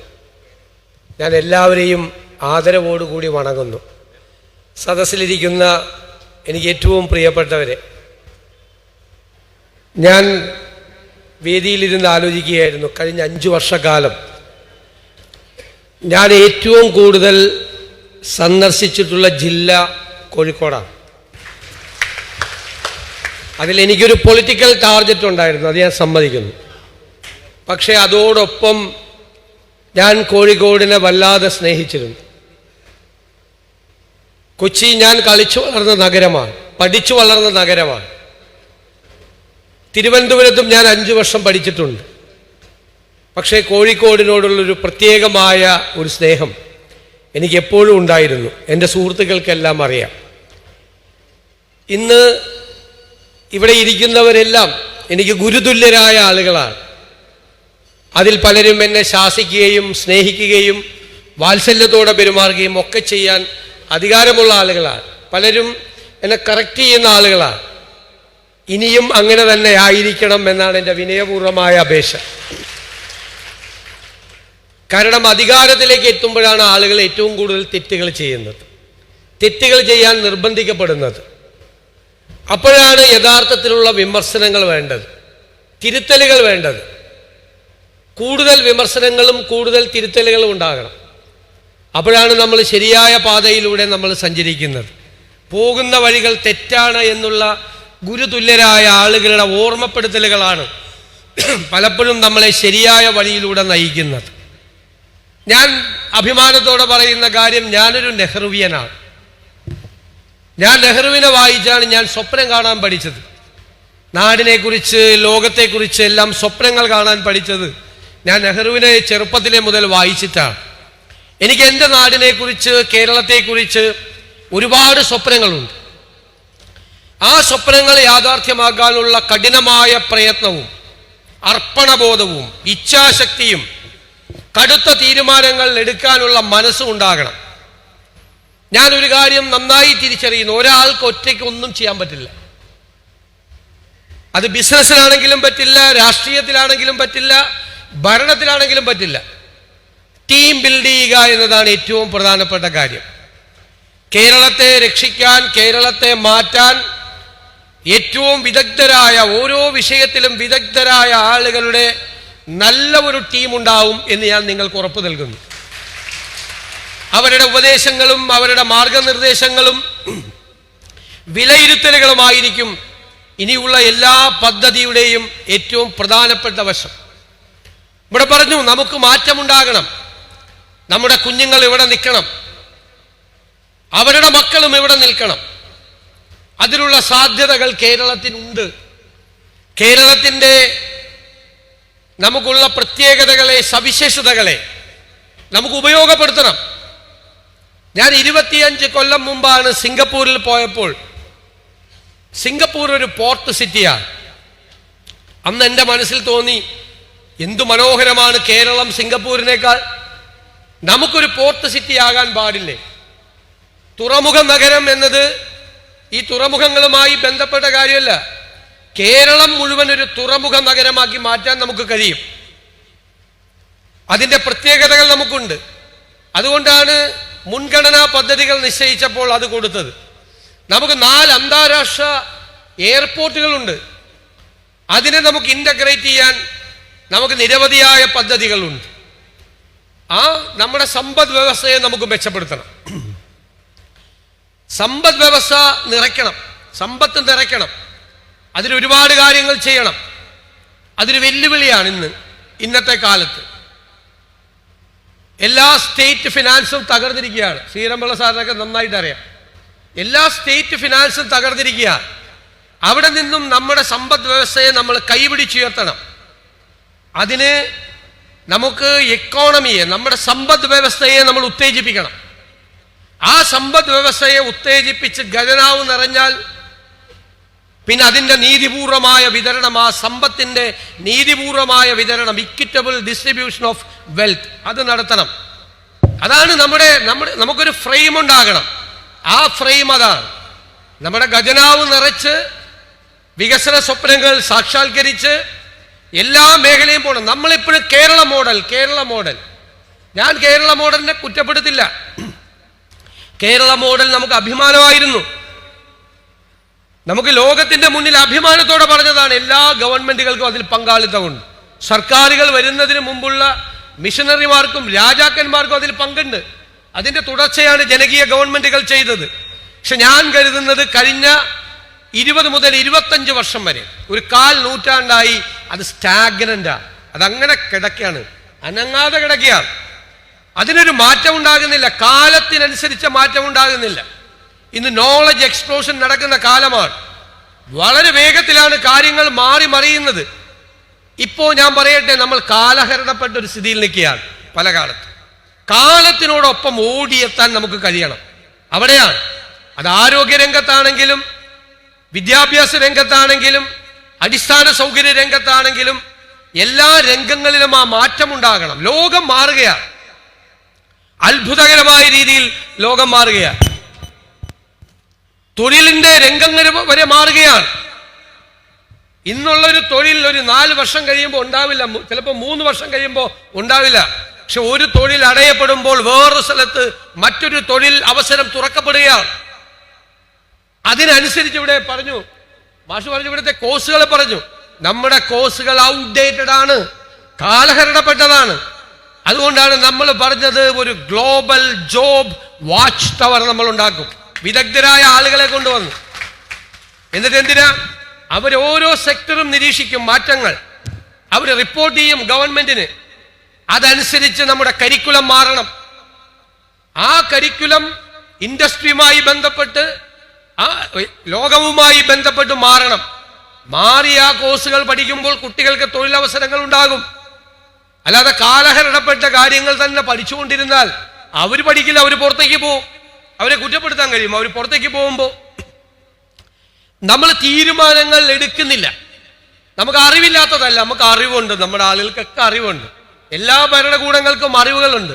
പക്ഷേ ആ അറിവുകൾ അത് സാധാരണക്കാരന് ഉപയുക്തമായ രീതിയിൽ അതിനെ ട്രാൻസ്ലേറ്റ് ചെയ്ത് അതിനെ മാറ്റി അത് നടപ്പാക്കണം.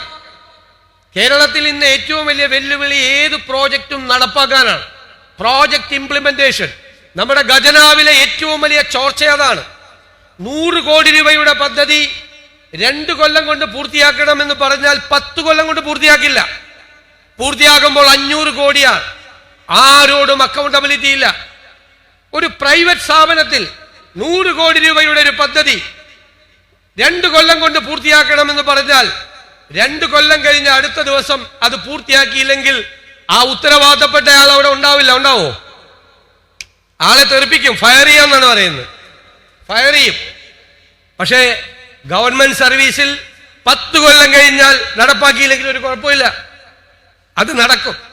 ഞാൻ അവരെ കുറ്റപ്പെടുത്തുന്നില്ല, അവരെല്ലാം മിടുമിടുക്കരായ ആളുകളാണ്. നമ്മുടെ സിസ്റ്റത്തിനൊരു തകരാറുണ്ട്. ആ സിസ്റ്റത്തിന്റെ തകരാറ് പരിഹരിക്കും എന്ന് ഞാൻ ഉറപ്പ് നൽകിയ. ഞാനും നിങ്ങളും കൊടുക്കുന്ന നികുതി പണത്തിൽ നിന്ന് ചോർച്ച ഉണ്ടാകാൻ ഒരു കാരണവശാലും അനുവദിക്കില്ല. നികുതി പണത്തിൽ നിന്ന് ചോർച്ച ഉണ്ടാകാൻ പാടില്ല. നികുതി വെട്ടിക്കാനും ആരെയും സമ്മതിക്കില്ല. സർക്കാരിലേക്ക് വരേണ്ട നികുതി പണം അവിടെ എത്തും. ഒരു കോംപ്രമൈസും ഇല്ല, ഒരു കോംപ്രമൈസും ഇല്ല. ആര് വന്നാലും കോംപ്രമൈസ് ഇല്ല. സർക്കാരിലേക്ക് കിട്ടേണ്ട പണം പാവപ്പെട്ടവന് പെൻഷനായും സഹായമായും ചികിത്സാ സഹായമായും നല്ല ആശുപത്രികൾ ഉണ്ടാക്കിയും കൊടുക്കേണ്ട പണമാണത്. ആ പണം വരേണ്ട സ്ഥലത്ത്, ആ പെട്ടിയിൽ വരേണ്ട സ്ഥലത്ത് ആ പണം വരുത്തും. എത്ര വലിയ കൊമ്പനാണെങ്കിലും നികുതി വെട്ടിക്കാൻ സമ്മതിക്കില്ല. നികുതി കൊടുക്കേണ്ടവർക്കും ആരെയും ക്രൂശിക്കൊന്നുമില്ല. അതൊക്കെ വന്നോളും, അവരെല്ലാം ചെയ്തോളും. കുറച്ച് കൊടുക്കാതെ ശീലിച്ചു പോയതുകൊണ്ടാണ്. ആ ശീലം മാറ്റി കഴിയുമ്പോൾ അത് ശരിയാവും. അപ്പോൾ നമുക്ക് മാറ്റമുണ്ടാക്കാൻ, ഈ ചോർച്ച അടയ്ക്കാൻ പറ്റും. ജനങ്ങളുടെ പണമാണെന്നുള്ള ഓർമ്മ നമുക്കുണ്ടായാൽ മതി. പാവപ്പെട്ടവനും കൂടി അടയ്ക്കുന്ന നികുതിയാണ്. ആ നികുതി വരേണ്ടടുത്ത് വരികയും അത് വന്നാൽ അത് വേണ്ട രീതിയിൽ അവർക്ക് വേണ്ടി ചെലവഴിക്കപ്പെടുകയും ചെയ്യും എന്നുള്ള ഒരു കാര്യമുണ്ട്. അതാണ് നികുതിയെക്കുറിച്ച്. സാധാരണക്കാരെയൊന്നും പീഡിപ്പിക്കില്ല. ഞാൻ എപ്പോഴും പറയും, ചാണക്യന്റെ അർത്ഥശാസ്ത്രത്തിൽ നികുതി പിരിവിനെ കുറിച്ചൊരു മനോഹരമായ വാചകമുണ്ട്.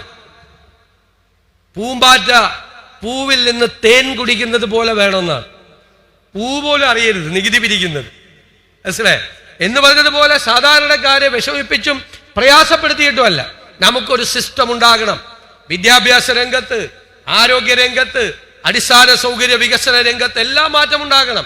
4 നമ്മളല്ലല്ലോ, 4 അന്താരാഷ്ട്ര വിമാനത്താവളങ്ങളാണ് കേരളത്തിൽ. അതിനെയെല്ലാം സംയോജിപ്പിച്ചുള്ള 27 പ്രോജക്റ്റുകൾ തയ്യാറാക്കിയിട്ടുണ്ട്. ഇന്ത്യയിൽ ആദ്യത്തെ പ്രതിപക്ഷമാണ്. പ്രതിപക്ഷത്തിരിക്കുമ്പോൾ ഞങ്ങൾ പഠിക്കാൻ തുടങ്ങി. ഞങ്ങൾ ആരോഗ്യരംഗത്ത് ഒരു ഹെൽത്ത് കമ്മീഷൻ ഉണ്ടാക്കി. അതിലെ അംഗം ഡോക്ടർ അജിത ഇവിടെ ഇരിക്കുന്നുണ്ട്. അവർ അതിമനോഹരമായ റിപ്പോർട്ടാണ് തന്നത്. ഞാൻ തന്നെ ഞെട്ടിപ്പോയി. Beautiful report. കേരളത്തിന്റെ ആരോഗ്യരംഗത്തിനുള്ള എന്ത് ചെയ്യണമെന്നുള്ള കൃത്യമായ ഗൈഡ് ലൈനാണ്. രാജ്യത്തിനകത്തും പുറത്തുമുള്ള ഡോക്ടർമാരെ പങ്കെടുപ്പിച്ച് 300 ഡോക്ടർമാരെ പങ്കെടുപ്പിച്ച് നടത്തിയ കോൺക്ലേവാണ്. വിദ്യാഭ്യാസ രംഗത്തിന്റെ ഡോക്യുമെന്റ് ഉണ്ട്. പോർട്ട് സിറ്റിയാക്കാൻ സ്വപ്നം മാത്രമല്ല, അതിന് പ്രോജക്റ്റായി, ഏവിയേഷൻ പ്രോജക്റ്റായി. കേന്ദ്ര സർക്കാരിന്റെ സഹായം കൂടി വേണം. ഞാൻ പ്രധാനമന്ത്രിയെയും മന്ത്രിമാരെയും കണ്ടത് അഭ്യർത്ഥിച്ചിട്ടുണ്ട്, സഹായം വാഗ്ദാനം ചെയ്തിട്ടുണ്ട്. അതെല്ലാം ഏറ്റുവാങ്ങി നമുക്കൊരു മാറ്റം ഉണ്ടാക്കണം. എല്ലാവരും ആകണം. നമുക്ക് ചർച്ച ചെയ്യപ്പെടേണ്ടത് കേരളത്തെക്കുറിച്ചാണ്. അനാവശ്യമായ ചർച്ചകൾ ആണ് പലപ്പോഴും വരുന്നത്. ഒരു കാര്യമില്ലാത്ത കാര്യം, ആർക്കും പ്രയോജനമില്ലാത്ത കാര്യം. രാവിലെ മുതൽ വൈകുന്നേരം വരെ ചർച്ച ചെയ്യുന്നു. ജനങ്ങൾക്ക് ഗുണകരമായ കാര്യങ്ങൾ ചർച്ച ചെയ്യണം. അതിലൂടെ ഒരു ഔട്ട്കം ഉണ്ടാവണം. അത് സാധാരണക്കാരനും പാവപ്പെട്ടവനും ഒക്കെ ആയിരിക്കണം. എന്നെ ജൻസികളുടെ ആളായിട്ടാണ് ഇവിടെ എല്ലാവരും ചിത്രീകരിച്ചത്. കാരണം അവർക്ക് സ്വപ്നങ്ങളുണ്ട്. ഞാൻ അവരെക്കുറിച്ച് ഇങ്ങനെയല്ല ധരിച്ചത്. പക്ഷേ പുതിയ കാര്യങ്ങൾ, കേരളത്തിന്റെ പുതിയ കാര്യങ്ങൾ, ഭാവിയെക്കുറിച്ച് പറയുമ്പോൾ അവർ ഈ തെരഞ്ഞെടുപ്പ് കാലത്ത് തന്ന പിന്തുണ ഞാനത് മറക്കില്ല എന്ന് കരുതി ഏറ്റവും മുതിർന്നവരെ മറക്കാൻ പറ്റുമോ? ഈ ഗവൺമെന്റിന്റെ ഏറ്റവും വലിയ സ്റ്റാർ പ്രോജക്റ്റുകളിൽ ഒന്ന് സീനിയർ സിറ്റിസൺസിന് വേണ്ടി ഉണ്ടാക്കിയ പുതിയ വകുപ്പാണ്. ഇന്ത്യയിൽ ആദ്യമായിട്ടാണ് ഉണ്ടാക്കിയത്. വെറുതെ ഉണ്ടാക്കിയിരിക്കുന്നതല്ലത്. ഞാൻ അതിനെക്കുറിച്ച് വിശദാംശങ്ങൾ പറയാം. അത് കേരളം ഈ രാജ്യത്തിന് മുഴുവൻ മോഡലാകുന്ന ഒരു പദ്ധതിയാണ്. സിൽവർ ഇക്കോണമിയാണ്. എന്താ സിൽവർ? എന്റെ മുടി നരച്ചിട്ടില്ല എന്ന് എല്ലാവരും വിചാരിച്ചേക്കണം. മുടി നരച്ചാണ്. ആ നരച്ചതിന്റെ വെച്ചിട്ടാണ്. സിൽവർ ഇക്കോണമിയാണ്. അത് അവർക്ക് സൗജന്യങ്ങൾ വാരിക്കോരി കൊടുക്കുന്നതല്ല, അവരെ പങ്കാളികളാക്കുന്നതാണ് സിൽവർ ഇക്കോണമി. ആ മാറ്റം നമുക്കുണ്ടാകും. ഇന്ത്യക്ക് മോഡലായി ഈ രാജ്യത്തെ, ഈ സംസ്ഥാനത്തെ മുതിർന്ന പൗരന്മാരെ എങ്ങനെയാണ് ചേർത്ത് പിടിക്കുന്നത് എന്ന് നമ്മൾ ഈ രാജ്യത്തിന് കാണിച്ചു കൊടുക്കും. ഒരു വർഷം വേണം സെറ്റാവാൻ. ഒരു വർഷം എടുക്കും. ഒരു വർഷം കൊണ്ട് തന്നെ കുറേ കാര്യങ്ങൾ നമുക്ക് നടപ്പാക്കാൻ കഴിയും. ഒരു വർഷം കഴിഞ്ഞാൽ മാറ്റം ഉണ്ടാകും. അതുപോലെ ഞാൻ എല്ലാ കാര്യങ്ങളും തുറന്നു പറയുന്നില്ല. അറിയാതെ സ്നേഹം കൂടി എല്ലാ രഹസ്യങ്ങളും പറഞ്ഞു. അവസരം ബജറ്റ് രഹസ്യങ്ങൾ പോലെ ഉള്ളിൽ നിന്ന് ചോരും. അങ്ങനെയുള്ള സ്നേഹമാണ് ഈ കാണിക്കുന്നത്. ഈ സ്നേഹവും വാത്സല്യവും കാണുമ്പോൾ അറിയാതെ ഉള്ളിലുള്ളതെല്ലാം തുറന്നു പറഞ്ഞു പോകും. അതുകൊണ്ട് ഞാൻ നിർത്തുകയാണ്. എല്ലാ കാര്യങ്ങളും പറയുന്നില്ല. പക്ഷേ ഞാൻ പറയുന്നു, നെഞ്ചിൽ കൈവച്ച് പറയുന്നു, ധൈര്യമായിരുന്നു. വേറെ ഒരു കാര്യം ഉണ്ടാവില്ല, വേറൊരു താല്പര്യങ്ങളും ഉണ്ടാവില്ല. നാടിന്റെ താല്പര്യങ്ങൾ, നമ്മൾ കാണുന്ന ഈ നാട് കാണുന്ന സ്വപ്നങ്ങൾ യാഥാർത്ഥ്യമാക്കാനുള്ള കഠിനാധ്വാനം, അത് നടപ്പാക്കാനുള്ള ഇച്ഛാശക്തി അതുണ്ടാവും. പിന്നെ ഞാൻ തെരഞ്ഞെടുപ്പിന് മുമ്പ് ഒരു കാര്യം പറഞ്ഞു. ഈ തെരഞ്ഞെടുപ്പ് കേരളം ഈ രാജ്യത്തോട് നടത്തുന്ന ഒരു പ്രഖ്യാപനം കൂടിയായിരിക്കും. എന്താണ്? ഞങ്ങളുടെ കേരളം മതേതര കേരളമാണ് എന്ന് രാജ്യത്തോട് നടത്തുന്ന പ്രഖ്യാപനം. അതിൽ ഒരു തടസ്സവും ഉണ്ടാകാതെ നോക്കും. കണ്ണിലെ കൃഷ്ണമണി പോലെ കേരളത്തിന്റെ മതേതരത്വം കാത്തു സൂക്ഷിക്കും. അതിനോടും നോ കോംപ്രമൈസ്. അത് തകർക്കാൻ വരുന്നവരോട് നോ കോംപ്രമൈസ്. ചില കാര്യങ്ങളോട് നമുക്ക് കോംപ്രമൈസ് ചെയ്യാൻ പറ്റില്ല. ഒരു കോംപ്രമൈസ് ചെയ്യില്ല. അതിനോട് ശക്തമായ നിലപാട്. നമുക്ക് ചേർന്ന് നിൽക്കാം, ഒരുമിച്ച് നിൽക്കാം, തോളോട് തോളുരുമി നിൽക്കാം. തെറ്റ് ചെയ്യുമ്പോൾ മുഖത്തു നോക്കി വിരൽ ചൂണ്ടി സംസാരിക്കണം. അത് മാധ്യമങ്ങളാകട്ടെ, ജനങ്ങളാകട്ടെ, മുതിർന്ന ആളുകളാകട്ടെ, പറയണം. അത് കേൾക്കും. തെറ്റുണ്ടെങ്കിൽ തിരുത്തും, മാറ്റമുണ്ടാക്കും. നമുക്കെല്ലാവരുടെയും നമ്മുടെ ഒരു സ്വപ്നമാക്കി ഈ നാടിന്റെ സ്വപ്നത്തെ നമുക്ക് മാറ്റണം. സ്വപ്നങ്ങൾ യാഥാർത്ഥ്യമാകാനുള്ളതാണ്. ആ സ്വപ്നങ്ങളെ യാഥാർത്ഥ്യമാകാൻ എല്ലാവരുടെയും പിന്തുണ വേണം. ഇവിടെ പറഞ്ഞു കോഴിക്കോടിന് മന്ത്രിയില്ല. നമുക്കറിയാലോ പൊളിറ്റിക്കലായിട്ടുള്ള അറേഞ്ച്മെന്റ്. സിദ്ദിഖുണ്ട്, വെറുതെ പറയുന്നവര്. സിദ്ദിഖ് കോഴിക്കോടത്തെ DCC പ്രസിഡന്റും ഇവിടുത്തെ പ്രവർത്തകരും ഒക്കെ അവിടെ പോയി ഒന്ന് മത്സരിച്ചെന്ന് മാത്രമേ ഉള്ളൂ വയനാട്ടിൽ ഉണ്ട്. എന്നാലും കണക്ക് പറയുമ്പോൾ ഒരു ഇതുണ്ടല്ലോ. ഞാൻ ആ പറഞ്ഞ വാക്ക് ഏറ്റെടുക്കുന്നു. എന്നോട് പറഞ്ഞാൽ മതി, ഞാനുണ്ടാവും. ഇത് നമ്മുടെ സാംസ്കാരിക തലസ്ഥാനമാണ്. ഇത് ഏറ്റവും കൂടുതൽ ബിസിനസ് ആക്ടിവിറ്റി നടക്കുന്നൊരു സ്ഥലം കൂടിയാണ്.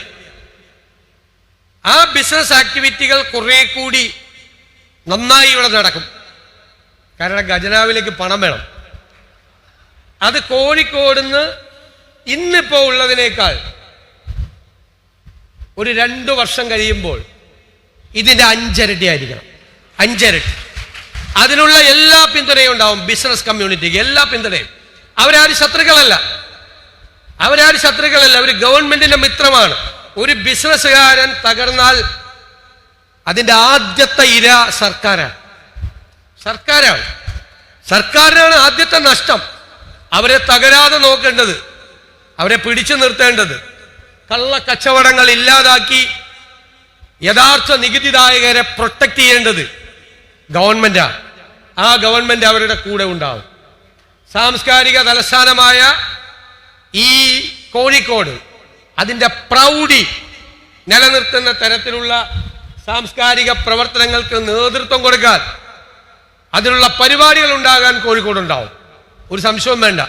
അതിനെന്നെ ഉപദേശിക്കാൻ പ്രാപ്തരായ ആളുകളൊക്കെ ഈ വേദിയിൽ തന്നെ ഉണ്ട്. അവരുടെ എല്ലാം ഉപദേശത്തോടു കൂടി അതിനെയുമാക്കും. ബഹുമാന്യനായ MP ശ്രീ രാഘവേട്ടൻ പറഞ്ഞ ബേപ്പൂർ തുറമുഖത്തിന് അപ്പുറത്തുള്ള തുറമുഖം ഉൾപ്പെടെ എയർപോർട്ടിലേക്കുള്ള റോഡ് ഉൾപ്പെടെയുള്ള നിരവധിയായ, അതെല്ലാം നമ്മുടെ പോർട്ട് സിറ്റിയുമായി കണക്ട് ചെയ്ത കാര്യങ്ങളാണ്. അതെല്ലാം അതിൻ്റെ പാർട്ടാണ്. കുറെ അദ്ദേഹം പറഞ്ഞ കാര്യങ്ങൾ കൂടി ഉൾപ്പെടുത്തി വിപുലമായ പദ്ധതികൾ അത് തയ്യാറാക്കുമ്പോൾ അതുണ്ടാവും. കോഴിക്കോട് ഒരിക്കലും സങ്കടപ്പെടില്ല, നിരാശപ്പെടില്ല. അതാണ് വാക്ക്. ഇത് റെക്കോർഡ് ചെയ്ത് വെച്ചോ. ഞാൻ ഈ സ്നേഹത്തിനെയും വാത്സല്യത്തിനെയും മുന്നിൽ നന്ദി പറഞ്ഞുകൊണ്ട് എൻ്റെ വാക്കുകൾ ചുരുക്കുന്നു. കൈതപ്പുറത്തിന് 2 വാക്ക് പറയാനുള്ളത്. കൈതപ്പുറത്തിന് 2 വാക്ക് പറയാനുള്ളത്. ഈ സമ്മേളനത്തിൽ പങ്കെടുക്കേണ്ട ബഹുമാനപ്പെട്ട വടകര MP പെരുന്നാളിന് കുടുംബ വീട്ടിൽ പോയതുകൊണ്ട് എത്താൻ പറ്റാതെ അറിയിച്ചിട്ടുണ്ട്. അതുപോലെ നോർത്ത് MLA ജയന്ത് നാളെ അസംബ്ലി നടക്കുന്നതുകൊണ്ട് ട്രെയിൻ ടിക്കറ്റ് ലഭിച്ചത് വൈകുന്നേരമായി നേരത്തെയായിരുന്നു. അദ്ദേഹം മുഖ്യമന്ത്രിയെ കണ്ടതിന് ശേഷമാണ് പോയത്.